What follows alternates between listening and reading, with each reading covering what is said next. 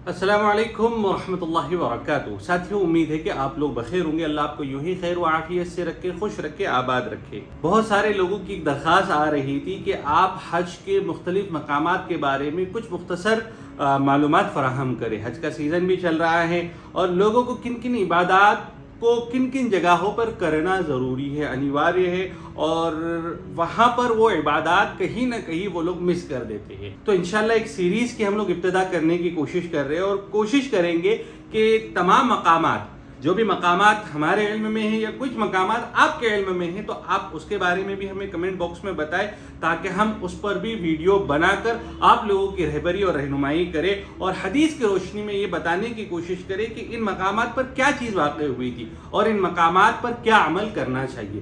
تو آئیں ہم اپنے مذاکرے کی شروعات کرتے ہیں۔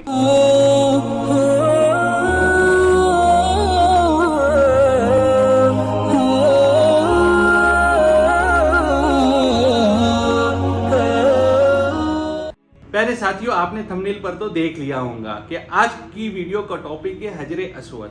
مختصر انداز میں ہم بولیں گے کہ حجر اسود کیا ہے۔ حجر اسود جنت کا پاک اور محترم پتھر ہے جو اللہ تبارک و تعالی نے آسمان سے اتارا ہے اور کعبۃ اللہ کے دروازے کو بالکل لگا ہوا چاندی کے ایک حلقے میں آج بھی حجر اسود موجود ہے، اور حجر اسود سے ہی طواف کی ابتدا ہوتی ہے اور 7 چکر کا اختتام بھی، اور ہر چکر کا اختتام بھی حجر اسود پر ہی ہوتا ہے۔ حضرت عبداللہ ابن عباس رضی اللہ عنہ فرماتے ہیں کہ آدم علیہ السلام کے ساتھ حجر اسود بھی آسمان سے اترا تھا، اور جب طوفان نوح واقع ہوا تو طوفان نوح کے وقت اللہ تبارک و تعالی نے اس پتھر کو جبل ابو قبیس، جو آج کنگ کا محل ہے، اس کنگ کے محل پر جو پہاڑ تھا جس کو جبل ابو قبیس کہتے ہیں، وہاں پر اللہ نے اس کو محفوظ کر دیا۔ جب ابراہیم علیہ السلام نے کعبۃ اللہ کی سر نو اپنے بیٹے اسماعیل کے ساتھ کی تو اس سمے حضرت جبرائیل علیہ السلام نے اس پتھر کو جبل ابو قبیس سے لا کر حضرت ابراہیم کے سپرد۔ ابراہیم علیہ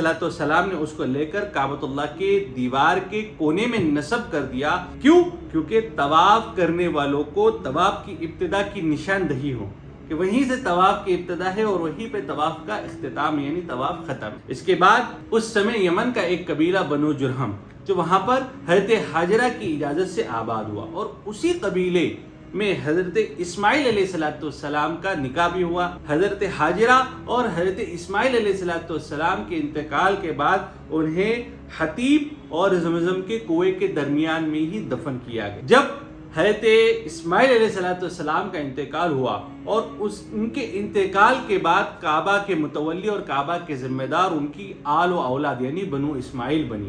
بنو اسماعیل کے پاس کعبے کی متولی کا جو عہدہ تھا کافی سال تک چلا، لیکن کئی سالوں کے بعد بنو جرہم نے بنو اسماعیل پر ظلم، ستم، بربریت ڈھائی، جس کی وجہ سے وہ مکہ کو چھوڑ کر پہاڑوں پر اور ٹیلوں پر اپنی آبادی کو بسا لیے۔ جب ان کا ظلم بہت زیادہ ہوا تو قبائل عرب، جس نے آزو بازو کے قبائل تھے، قبائل عرب نے ان پر حملہ کیا، اور حملہ اس طریقے سے کیا کہ بنو جرہم بھاگ گئے، لیکن جاتے جاتے ان کمبختوں نے کعبۃ اللہ کی کئی ساری چیزوں کو نقصان پہنچایا، اور کئی ساری قیمتی چیز جس میں حجر اسود اور تمام قیمتی چیزوں کو زمزم کے کنویں میں ڈال دیا اور زمزم کے کنویں کو بند کر دیا، یہاں تک کہ اس کی نشانی بھی غائب ہو۔ کئی وقت گزرا اور وقت گزرنے کے بعد کعبے کے متولی اللہ کے نبی صلی اللہ علیہ وسلم کے دادا محترم حضرت عبد المطلب بنے۔ جب حضرت عبد المطلب کعبے کے ذمہ دار بنے تو اس وقت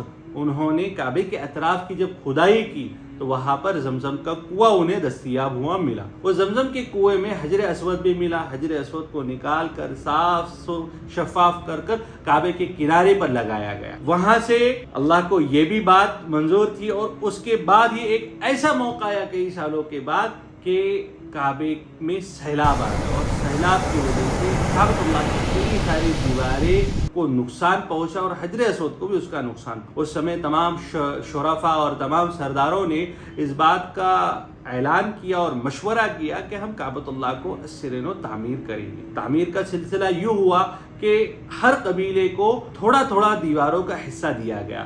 اس طریقے سے پورے کعبے کی تعمیر شروع ہوئی اور کعبۃ اللہ کی تعمیر تو ہو گئی. اب مسئلہ تھا کہ کنارے پر حجر اسود رکھے گا کون. ہر کعبے کا شریف، ہر کعبے کا معزز لوگ اس بات کی طرف اپنے آپ کو پیش کر رہے تھے کہ ہم وہ پتھر کو رکھیں گے، اور یہاں تک کہ بات بڑھ گئی کہ تلواریں نکل گئی، خون ریزی تک بات پہنچی. تو مشورے میں یہ بات طے ہوئی کہ ہم ایک کام کریں گے کہ کل کے روز، یعنی آنے والے کل کے روز، جو حرم پاک میں سب سے پہلے آئے گا وہی اس کا فیصلہ کرے. اللہ کے نبی صلی اللہ علیہ وسلم بھی کعبے کی تعمیر میں اپنے قبیلے کے ساتھ شریک تھے، اور اس سمے اللہ کے نبی صلی اللہ علیہ وسلم کی عمر صرف 35 سال تھی. پیارے نبی صلی اللہ علیہ وسلم کا معمول تھا صبح میں سب سے پہلے حرم پاک میں عبادت کے لیے داخل ہوتے، اور یہ حسن اتفاق کی کہیے کہ اس سمے بھی اللہ کے نبی صلی اللہ علیہ وسلم سب سے پہلے بیت اللہ شریف میں اور کعبۃ اللہ میں اور حرم پاک میں داخل ہوئے. لوگوں نے جب دیکھا تو فرق کہنے لگے کہ جاء الامین، جاء محمد آ گئے، امین آ گئے، امانت دار آ گئے. اللہ کے نبی صلی اللہ علیہ وسلم کی ذہانت کا بھی کمال دیکھیے کہ پیارے نبی صلی اللہ علیہ وسلم نے ایک چادر منگائی، چادر میں حجر اسود کو رکھا، اور حجر اسود کو رکھ کر تمام شرفا اور تمام سرداران کو یہ بات کہی کہ آپ اس کے کنارے کو پکڑے. تمام شرفا نے، تمام سرداروں نے اس کے کنارے کو پکڑا.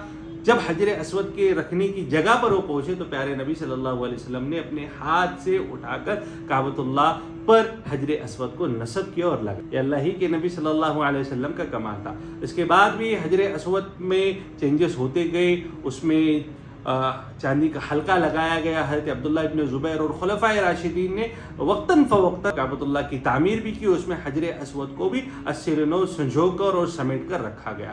لیکن چاندی کا حلقہ جو آج ہم اور آپ دیکھ رہے ہیں، اس کی بنیاد حضرت عبداللہ ابن زبیر نے رکھی. خلفائے راشدین کے بعد حضرت عبداللہ ابن زبیر مکہ کے جب والی بنے تو اس وقت مکہ المکرمہ میں اور کعبۃ اللہ میں آگ لگی، اور آگ کی تاب اتنی تھی کہ اس نے پورے کعبے کی دیواروں کو جھلسا دیا، اور اسی وقت حجر اسود کے بھی 3 ٹکڑے ہو گئے، اور اس کے ٹکڑے ہونے کی وجہ سے ان کو سمیٹنے کے لیے، سہیجنے کے لیے حضرت عبداللہ ابن زبیر رضی اللہ عنہ نے چاندی کا حلقہ بنایا تھا، جو آج ہم اور آپ دیکھ رہے ہیں.